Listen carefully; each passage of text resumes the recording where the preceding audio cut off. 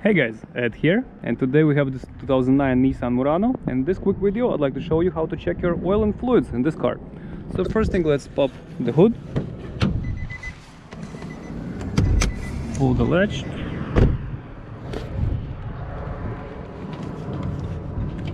move to the left, pull the hood up, and it should hold.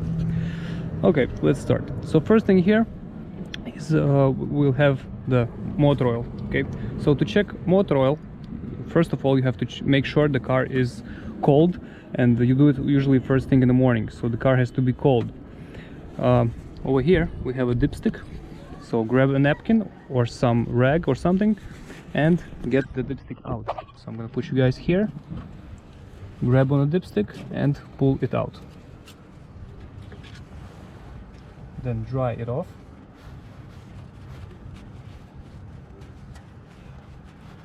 In my case, the car was working, that's why it could be, the level could be higher, but when you're gonna check, the level should be somewhere between low and high. As you can see here on the dipstick, it should be in the middle. Okay, so I'm gonna put it in.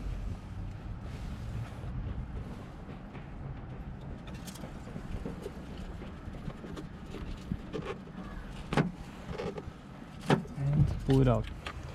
So right now, okay, we have oil all over the dipstick, and the reading, you can't really check the reading right now because I just drove the car, okay, and it's all around the engine, the oil, and when the car is cold you can get a nice clear reading.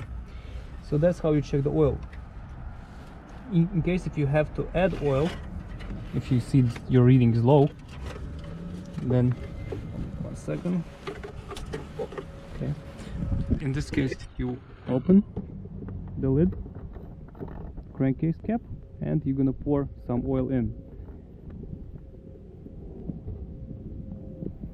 Right. Next step, over here we have coolant. So this is our coolant reservoir.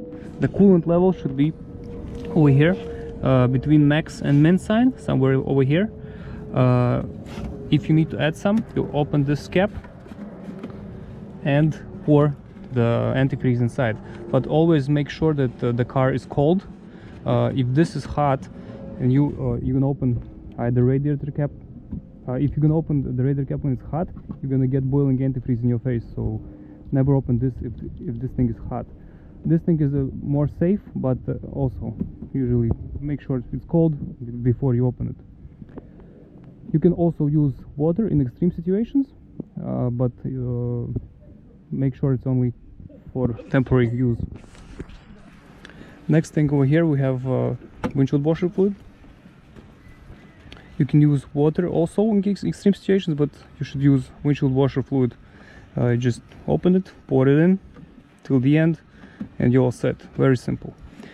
This right here is power steering fluid. You open the cap, and it should be, as you can see, you have readings here, min, max, and also max, and this is where level should be. This is a little bit too high, but the reading should be lower. If it's a little bit higher than it's supposed to be, don't worry, it's okay. Nothing bad is gonna happen, so you'll fine. This right here is brake fluid reservoir. It uses DOT3 brake fluid. Make sure you have correct reading here. Okay, you can also get this net out by pulling it out with fingers.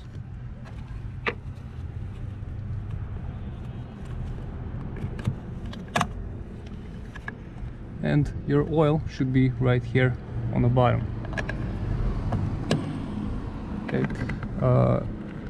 If you are low on fluid, it means you are leaking somewhere, because brake fluid doesn't evaporate. So if you're low, below min, and you have brake light on, it means you're leaking somewhere, and that's dangerous. So make sure your fluid is up to the level.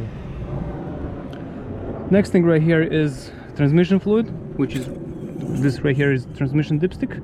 Okay, this transmission dipstick you can check when the car is hot, same way like you check oil. Okay, like motor oil you check when the car is cold, transmission you check when the car is hot. So same way, dry it off, and the car could be actually working when you're doing that, but hot car is also fine. And here we have the reading. Okay, it's right here, so we're all set. It's not bad, everything's nice. Okay,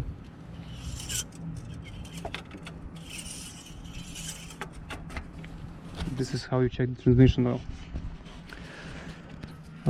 Another thing, we have differential fluid and transfer case fluid in this car, but they are under the car and you won't be able to do it yourself.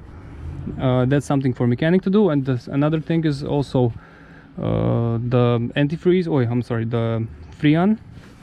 We have lower and high pressure hoses. This right here is low pressure hose, and this right here high pressure hose. In case if you want to add some freon, most likely you're gonna leave it to mechanic to do it. The AC system is under pressure, so you want to make sure that you know what you are doing, because otherwise you might damage something to the car, or do damage to yourself. So yeah, if you don't know what you're doing with the with AC, it's better not to touch it. That's a regular R134 freon, in case if you want to add some. Okay, but still, I would still recommend just leave it to mechanic and let them do the job with the AC. So yeah, that's it guys. I hope this helps, and if it does, please press the like button. Have a great day. Bye.